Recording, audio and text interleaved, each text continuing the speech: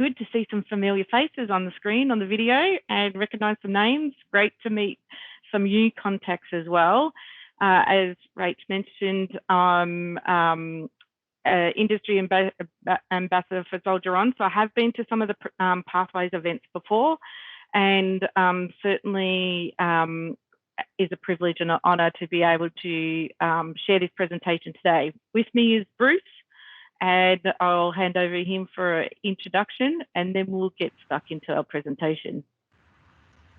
Hi, good afternoon, everybody. Good to be here. This is a new thing, hey, this virtual stuff. It's a bit, bit new age for me. I'm used to being on the phone, and this video stuff's probably a little bit different. But glad to see you here. Yes, we've been to a couple of Pathways, and there's a couple of familiar faces. I think, Bruce, we've bumped into each other before, so it'll be good. So we shall take you through the next 45, 50 minutes, and hopefully you get something out of it. Now, I'm going to hand back to Karen, I think, or we're coming straight to me. I can't remember now. See, I've lost my script already. So, okay. Yeah, go on. Okay, so thank you for joining. As Rachel mentioned, your story is what we're going to talk about today. Each of us have a story, and we'll share some context about tips and some details that hopefully you'll find very useful as you have your own career journeys, and some of this information hopefully will pave way for a Pathways event, some job interviewing, or even some connections in general. So this is not a specific job application process. It's actually around the skills, techniques, and tips we would like to share with you as part of our story with you. As Rachel mentioned, please feel free to post your questions along the way in the chat window.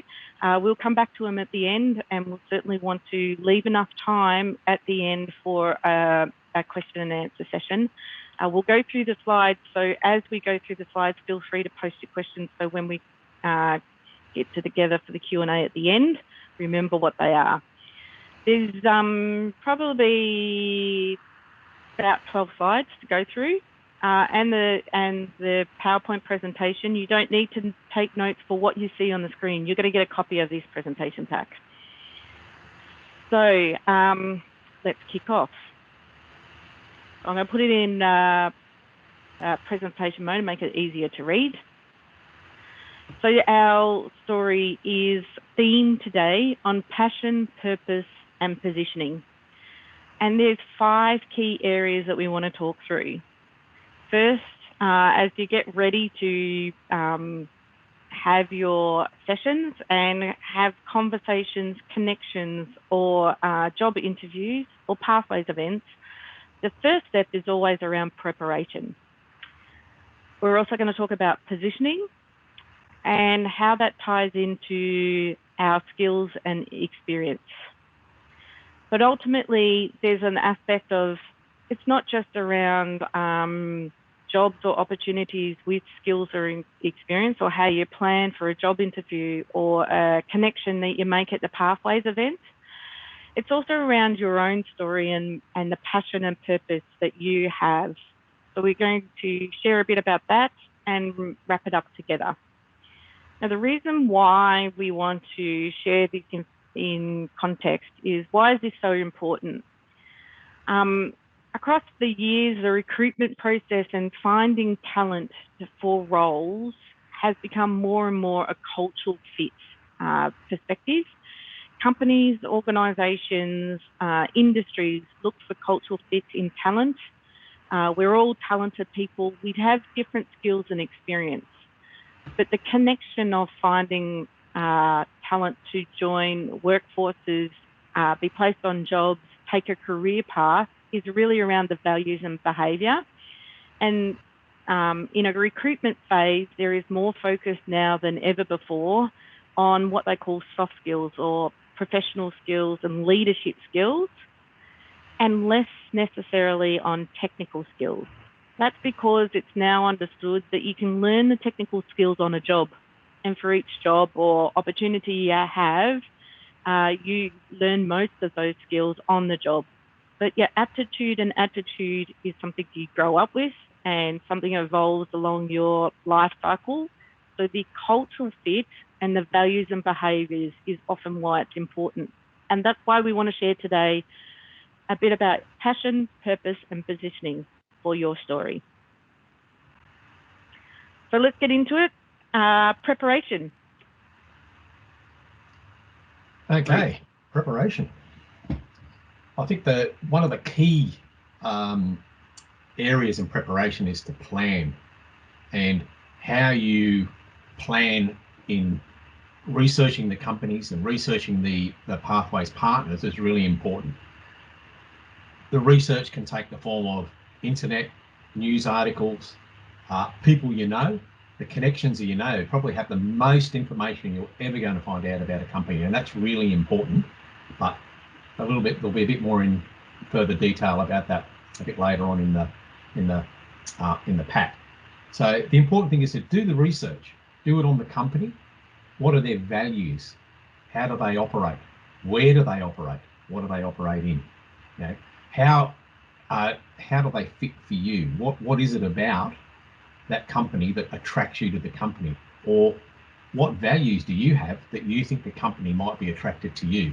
And that's always a good way to work out if you're a fit for the company, is to have a look at what they do and see if it aligns to what you want to do. Because it's one of the most valuable things is getting a job where it's actually what you want to do and you get the most benefit and they get the most benefit out of you. So it's really important on that research. LinkedIn, the internet, articles, just research. It's very important. And this is probably the longest part of any of this type of work. The next part is practice. Like practice being, I suppose, a little bit out of your comfort zone, because it is hard, right, to walk into some environments and and you've got to go in and talk to people, talk to strangers, feel relaxed and make sure they see the best side of you, right?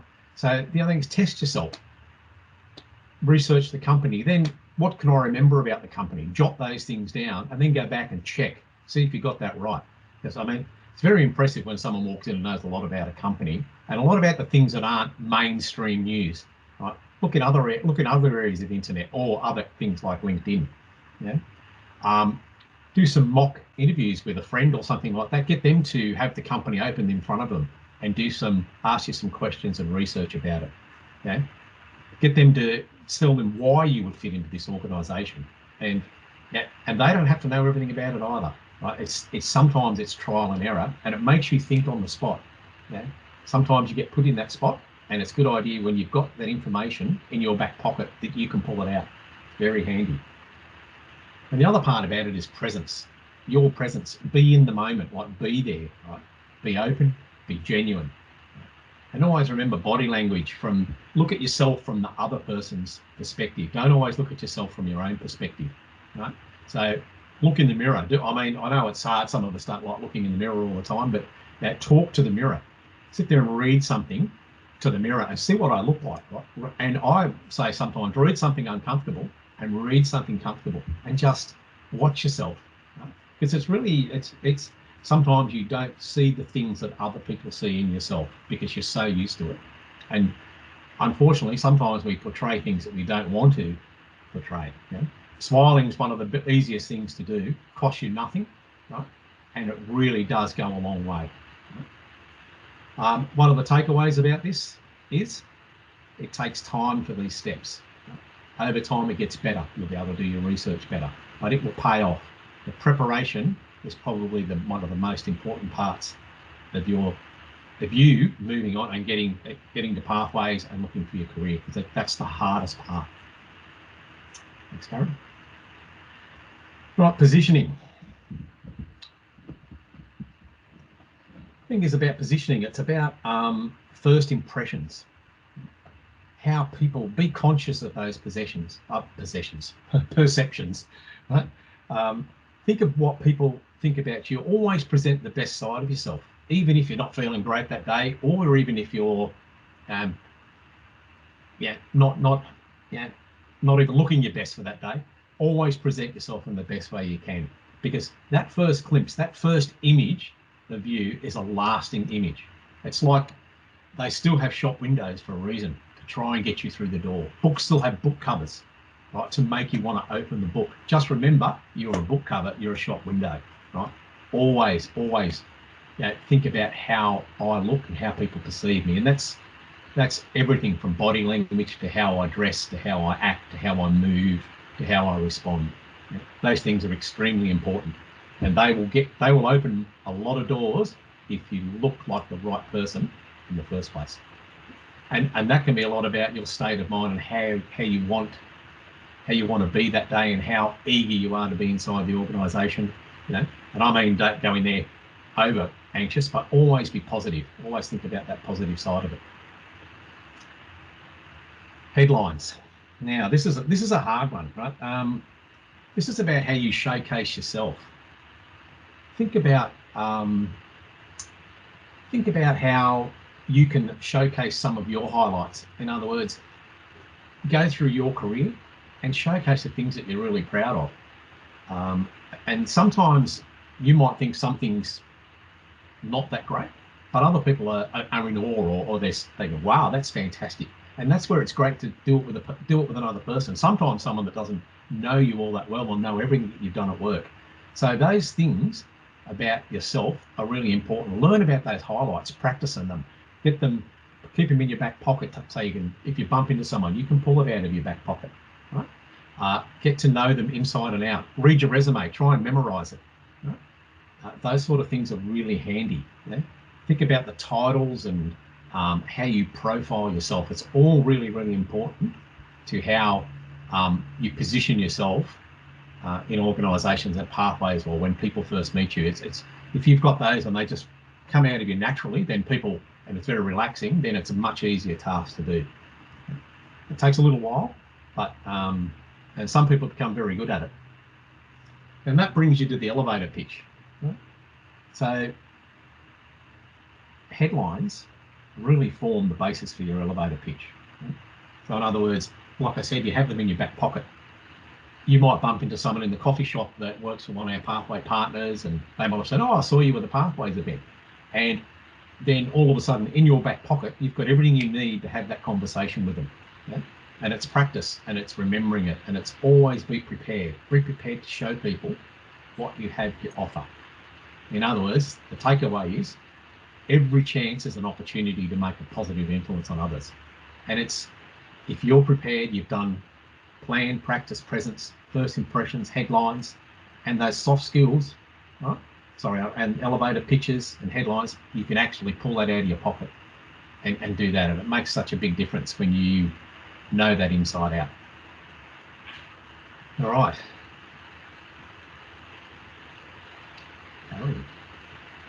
Okay. So our next one's about skills and experience. So in transitional skills, what we mean by that is your past experience, our past experience, all of us have a number of skills that we've gained in different roles in our work life and also in our personal life that provides us with skills and experience. One of the things that is really important these days is talking through how those past skills and experience translate into the new opportunities. For many in my work, I work in the ICT industry, have been recruiting talent for over a couple of decades now. That sounds really old, but it's true that transitional skills is actually more important than ever before, because things keep changing in our environment, no matter what industry we're in. So where teamwork has been done on previous roles, teamwork will always be used on future roles in the professional and work environment. So what are the experiences? Where has a team worked well? Have you led a team or been involved in a team? What role did you play? Was the team successful? Teamwork is definitely something that is a transitional skill that paves through your career journey. And being able to map your skills and experience from previous into your new roles and show what value you have to offer is key around transitional skills. There is, of course, and always will be, technical and professional skills. Job applications, companies looking for people to fill roles, and how your service experience translates into a civilian experience is complemented for technical and professional skills with those transitional skills. One of the key things in technical and professional is a company will always ask what they're looking for in a role, and candidates who apply for their role have a certain match criteria. So those details need to be reflected in, do you meet the information that they're looking for in their profile or ads? One of the things I encourage you to do is look at what is an organisation, what is a company looking for, and how does your transitional skills, your technical and your professional experience lends to that. But you don't ever have to come up with it yourself. There's definitely ways to leverage from others. One of the opportunities, Rachel can help me out here, is to have your information from the training you've done in the civilian translated into your CV or your LinkedIn profile and represented onto your application for a job opportunity. That information is certainly something that is valuable, and it can be at a technical or professional level, or it can also be at a transitional skill level. It's the interpretation of how to do that and matching that information together from your past experience and skills into the new opportunities. Soft skills is often referred to, but they're actually not soft at all. They're leadership skills, and finding the right level of information or context for translating leadership skills into job applications is often really hard because it's words or details that we're not often used to.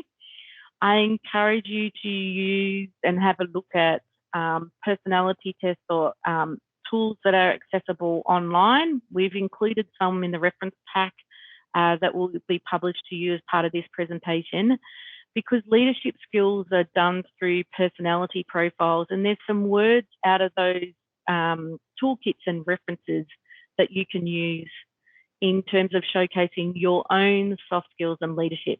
So again, leveraging from others and translating that information is important for skills and experience.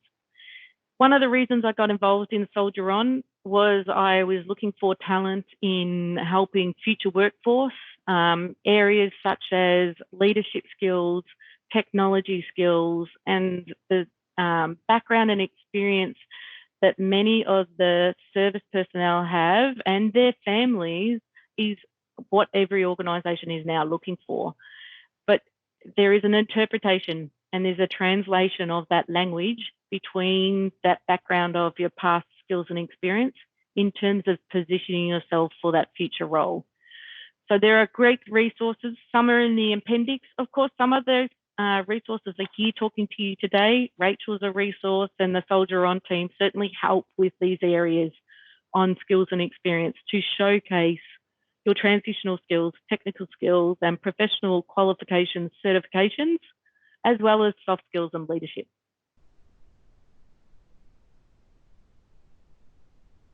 Our next one is around passion and purpose. And this is where often now in interviews or for organisations, when they're looking for a cultural fit of values, behaviours and aptitude and attitude, you'll be asked questions around what motivates you, or how do you connect to the values of the organisation? What drives you? What gets you out of bed every day? Those types of questions, you can never go wrong. It actually, as you answer some of these questions in those conversations, it gives you the opportunity to talk about what you love most. And it may not even be, and may not even be asked about your professional skills. It may be a personal and a life experience of what your passion and purpose about. This is something that is definitely personal, but it's often where it's something we are comfortable with, we have as a strength, and we thrive the best in. And the reason organisations are asking this is to assess a cultural fit in the context of, will you fit well in the organisation? Do you fit well with the team?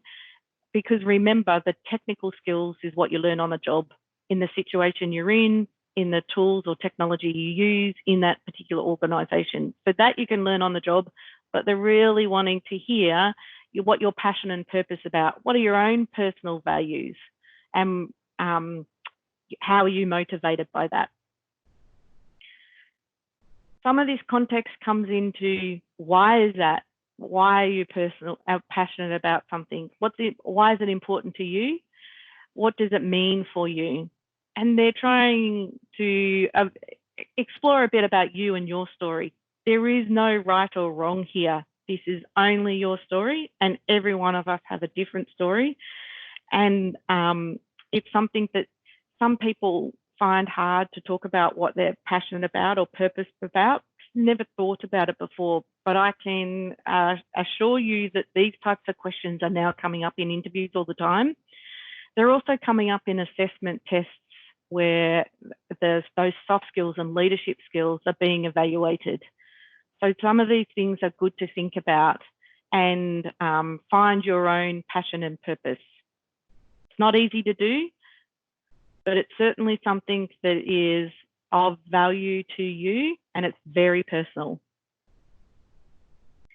The key takeaway on this is demonstrating your values help to show your attitude and aptitude. It's often where I find in an interview, it's where somebody feels very comfortable, they shine, they're very positive, and it can be a compelling aspect of choosing a candidate for a preferred candidate when they are able to share their story and show that passion for what they're passionate about. If an organisation, for example, is focused on environmental factors and there's a connection for environment, they can see that cultural fit. So they can hear it from you of why that's important to you. What does it mean that you're motivated by? And that might be a compelling event, even if you don't have all the technical and professional skills and capability for the role. They will choose it on cultural fit. And this is where you can really showcase your own story. And that leads us in to your story. So your story is, as I mentioned, something that you're passionate about. It is your life. It might not necessarily be about the professional side. It might be about the personal side. Your life journey wasn't just your career in the services. You've also had many other experiences. They've been personal, they've been professional. You might have been coaching one of your children's sporting teams. They are all part of your story. And it's often, as I mentioned, it's where you'll see a candidate who really starts to share a little bit about themselves, really come to life in that awkward situation of an interview or that uncomfortable situation of being even in a Pathways event and being in an environment you're not used to. It is personal, so there is no right or wrong, and it does give you an opportunity to share a bit about your background. How did you get here today? What was that journey that you experienced in your life? And finally, it also gives you the opportunity to connect what that background and experience is with what this opportunity is. For example, what are your aspirations? What do you want to do next for your next step in your career journey or your life journey? And how does that relate to the job opportunity, for example? So it is a little bit about you, about your background. Think about that in context of skills and experience, and about where to next. So what motivates you and what's your aspirations? Key takeaway about here is the context of this is where you often build your confidence and are able to start to share the story and be confident to share that in relation to the other 4 points we've already covered today. You can demonstrate where you thrive. It can be very personal. It often is the easiest part for somebody sharing their story to have that smile on their face and show that presence.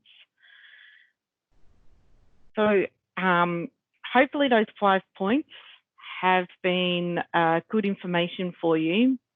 Of course, I wouldn't be sharing this information without giving you an example. So I think to ask anyone to show their passion and purpose and share their story, it'd be a really good opportunity to show an example. And I'm going to share with you my story today, a little bit about me, my background and aspirations, to help give you an example of what a story can look like. Of course, it's my story. My story has evolved over time. It's aspect of both career and life circumstances, and it's framed around skills, passion, and purpose. So I have only put this story together recently, and I wanted to share it with you today so you can have a bit of an idea rather than just seeing slides and points on a slide. I want to give you an example of my story to demonstrate that, but not to say that your story will look the same or to use this type of framework for your story. Your story is your own and you make it your own, but here's an example of mine. So a bit about me. When people ask me what's my background and what is my experience, can you please summarize your CV or resume? Or can you tell us a bit about your past roles? Sometimes for me, that's a very high level summary to make sure that first impression has some key points. So rather than specifically talk about particular jobs or places I've worked, jobs I've done, what I talk about is phases of my career. So for me, my career has always been in technology. I've had 3 phases in my career. My first was around being hands-on. I came out of uni, jumped into technology, IT, ICT was the industry, loved the fact that it gave me the opportunity to continually learn new things. I started on the job as an engineer and then worked through using the best and newest technology, as well as the oldest technology and some of the worst technology, and came to realize that maybe the technology is not the only aspect around careers in IT. So I moved on to methodologies and I looked at process improvement. I changed into different roles around project management or service delivery management, looking at continuous improvement. I use project management practices, lean practices, now agile practices, different methodologies, but it didn't take me very long to work out, actually, it doesn't matter whether you've got the best or worst methodologies or the best or worst technologies. It's actually people that bring all of this together and enable real value back to the business or our customers or our community. So people became my focus, and it's the largest phase of my career. The first couple were over 2 to 5 years each, but people has been my focus on career journey since over the last few decades. And I lead people through change. I've managed large organisation groups and small groups in local or regional or global organisations, but I've led teams in terms of that technology, methodology, and talent development focus. That happened because I have a key focus on people, and they were my 3 phases of my career. I now say I'm in my 4th phase. And after many years in this organisation, I'm now planning for my retirement, where my 4th phase has already started to come to fruition. And that's around my leadership role, and a legacy leadership is where I want to pay it forward. I not only work on the job or in the job of the role I have currently, I'm working at Melbourne Water, but I also do things outside and pay back to the industry, share my experiences and skills, mentor graduates who are coming into the industry, or support people transitioning through in and out of the industry, such as the soldier on candidates. So I'm now focused on my 4th phase of my career, which is around legacy leadership. My key takeaway on my career journey is about networks. Without a doubt, my career journey has involved a close inner circle and contact group who have helped me ride the roller coaster of a career journey and a life journey, the good times and the bad. I wouldn't be able to do all of this without family and friends. I've had a lot of people I've worked with. Many of them have come and gone. Some of them have become lifelong friends. I've had coaches, mentors, and sponsors, and I have also been a coach, mentor, and sponsor on many sides. So my key takeaway on my career journey is the network. It started way back when, on the farm, growing up, in school, and throughout university, but it's continued to evolve. So my network is the key takeaway, and that becomes back to the key connection of people. That's my career journey. 3 phases, currently looking at my 4th phase, working in my 4th phase, and the key takeaway of networks. How would I summarize my career? The reason why it attracted me to technology in the first place was the ability of it's always about transformational change. IT and technology keeps changing, and that means for me, that gave me something to continually learn. I'm a bit of a sponge, love to learn new stuff. And innovation was, take a risk, give something a go. I think if I reflect back on my career, I would say that was about growing up on the farm, learning resilience, and being able to work out what to do when you had the whole day on a remote farming environment and you had to come up with your own ideas. That now has translated, those skills and experience from growing up on the farm has now translated into my career. I love that in technology. I love that in the ICT industry. I've done many different roles, worked in different organisations, but that's something that's transitioned. That's a skill and experience that continues to transition for me even till today. One thing that changed me and my mindset was a couple of years ago. I was on a leadership development course, and over time you could do a lot of training and you learn a lot of information and you learn how to do things and get tips and tricks about time management, leadership, how to manage people, how to resolve conflicts. But one thing that was really compelling for me was this model of skills, passion, and purpose.